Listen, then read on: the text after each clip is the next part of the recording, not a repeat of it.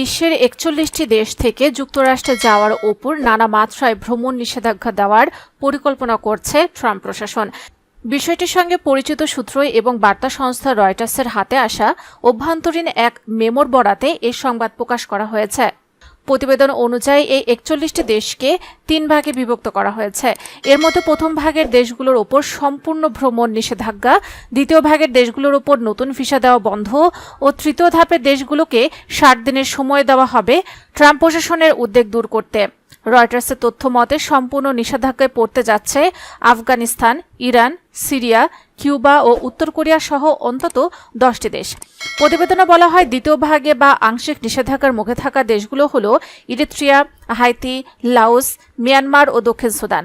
এই ভাগে দেশগুলোর ক্ষেত্রে ভ্রমণ ও শিক্ষার্থী ভিসার পাশাপাশি অন্যান্য অভিবাসী ভিসার ওপরও নিষেধাজ্ঞা থাকবে, তবে কিছু ব্যতিক্রমও থাকবে। তৃতীয় ভাগে রয়টার্সের তালিকায় রয়েছে ২৬টি দেশ। এই দেশগুলোর মধ্যে রয়েছে বেলারুশ, পাকিস্তান, তুর্কমেনিস্তান সহ মোট ২৬টি দেশ।